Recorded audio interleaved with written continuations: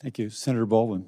Thank you, Mr. Chairman. Before I begin with questioning, I ask unanimous consent to enter into the record 4 letters, respectively, from the AFL-CIO, the United Steelworkers, the American Federation of County and Municipal Employees, the American Federation of Teachers, in support of strong labor law reform, including the PRO Act and Public Service Freedom to Negotiate Act, and a letter and a report from the UAW detailing organizing and bargaining efforts at Volkswagen. Without objection. Thank you.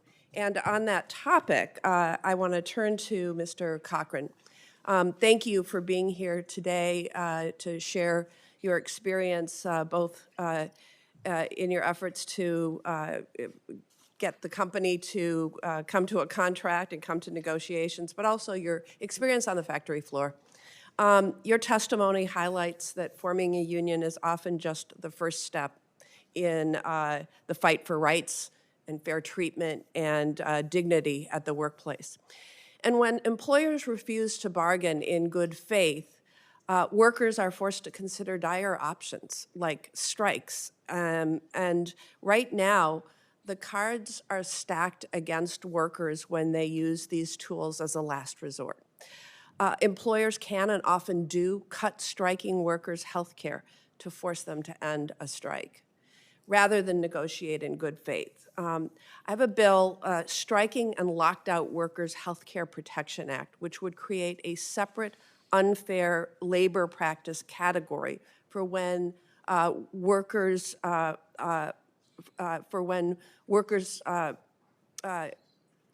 employers cut or alter workers' health insurance while they are on strike or locked out.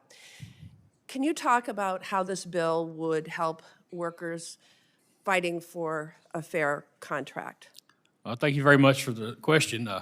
It's kind of interesting you bring that topic up. Volkswagen has actually used that topic to threaten workers not to be in favor of a strike, that your health benefits will go away. So if something like that was on a law that they couldn't, that takes away a lot of the pressure put back on the members who want to strike. It just gives them an opportunity not to fear that anymore. You know, it's a good thing that the United Auto Workers picks up the health care for the striking workers themselves. We're very grateful for that. But there's a lot of union workers or non-union workers who want to strike that just don't have that option. With that being in place, it would take a huge power away from the company of the threat of you're losing your health care if you do decide to stand up for your rights and lawfully strike. Thank you. Ms. Abruzzo, I had intended to ask you to go a little bit more deeply into the consequence of understaffing and underfunding activities at the NLRB. Senator Kim kind of gave you an opportunity to expand upon your opening testimony on that matter. So I want to talk more about the independence of the NLRB. You served as NLRB's General Counsel, where you supported the mission of NLRB and helped maintain the board's independence. An independent NLRB is critical to enforcing the National Labor Relations Act and upholding the rights of workers.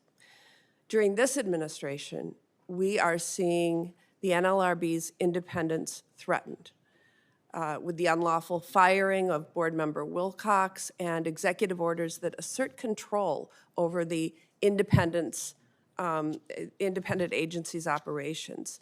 So I have a few questions for you to paint a picture of how an NLRB that is independent should operate.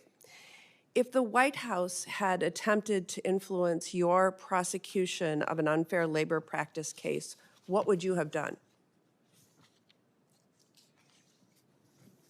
I would not have allowed the White House to influence any of my decision-making. As an independent agency, should the NLRB ever be following White House orders instead of the law? Not when it comes to the case precedent. If the White House is trying to influence NLRB decision-making, do you think that is something that should be reported to Congress?